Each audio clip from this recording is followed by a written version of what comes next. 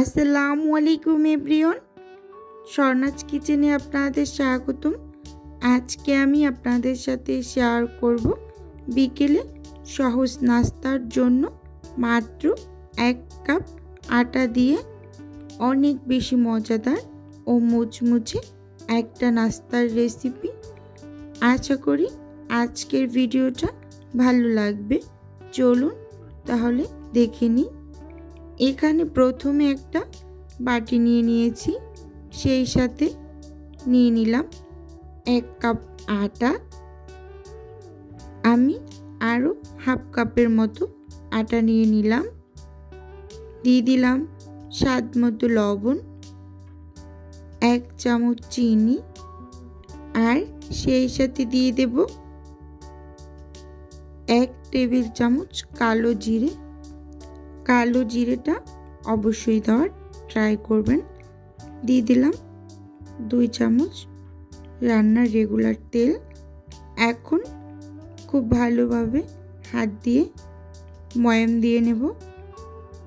স্কিনে দেখেই বুঝতে পাচ্ছেন এটা কিভাবে ঘষে ঘষে আমি ময়াম দিয়ে নিতেছি। এভাবে করে একটু সময় নিয়ে এই কাজটা করে নিতে হবে। যখন মুট করলে এভাবে দলা পেকে যাবে, বুঝতে হবে এটা পারফেক্টলি হয়ে গিয়েছে।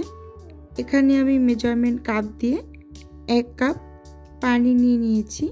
অল্প অল্প করে একটা সফট ডো তৈরি করে নেব। এখানে পানির পরিমাপটা অল্প অল্প করে দেবেন, একেবারে দিতে গেলে ডোটা অনেকটা নরম হয়ে যাওয়ার পসিবিলিটি থাকে।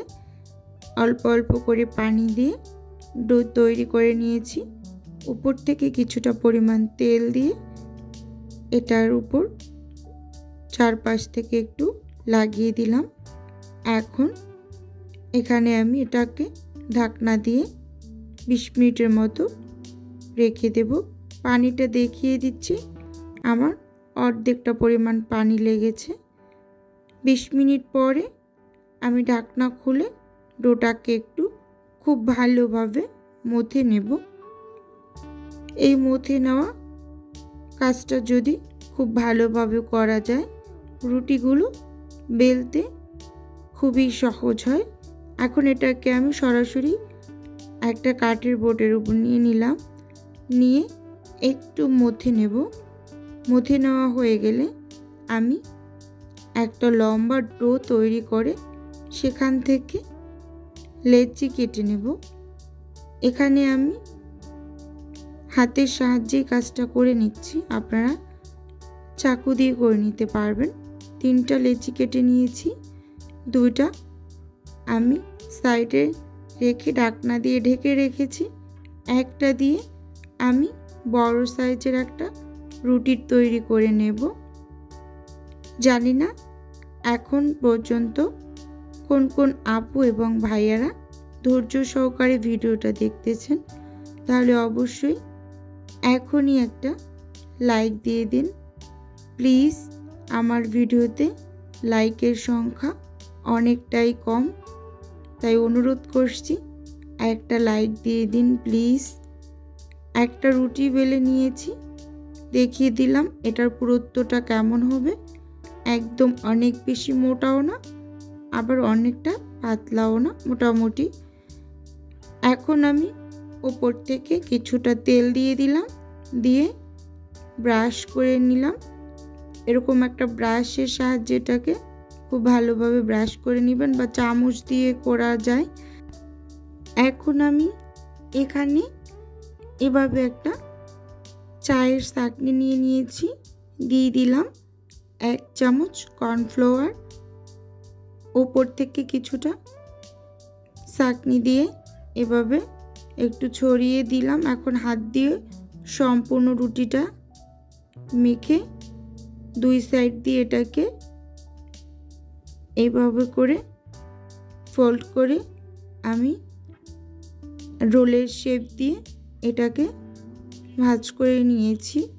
আপনারা এরকম পরাটার শেপ করে নেবেন হাত দিয়ে খুব ভালোভাবে, গায়ে যতটা শক্তি আছে ওভাবে করে চেপে এখন আমি উপর থেকে কিছুটা ময়দা ছিটিয়ে রুটি তৈরি করে নেব। এবারে রুটিটা হালকা কিছুটা পরিমাণ আগের রুটির থেকে একটু মোটা থাকবে, এটাও দেখিয়ে দিলাম পুরুত্বটা। এখন একটা চাকু নিয়ে নিয়েছি, মাঝ বরাবর কেটে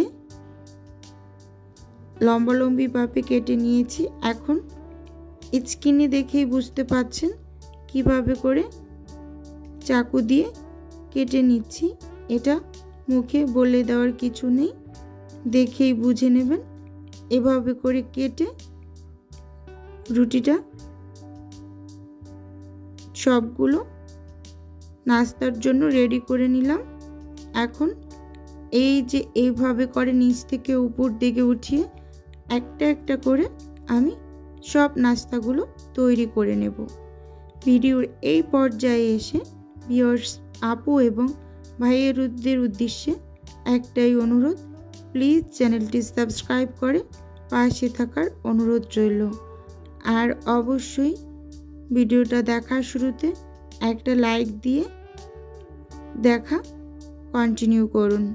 আপনার একটা লাইকই পারে আমার এই ভিডিওটা আরও 5-7 জনের কাছে পৌঁছে দিতে। একটা একটা করে সব নাস্তাগুলোকে তৈরি করে চুলোতে আগে থেকেই প্যানে তেল গরম করে রেখেছি। এখন নাস্তাগুলো দিয়ে ভেজে নেব।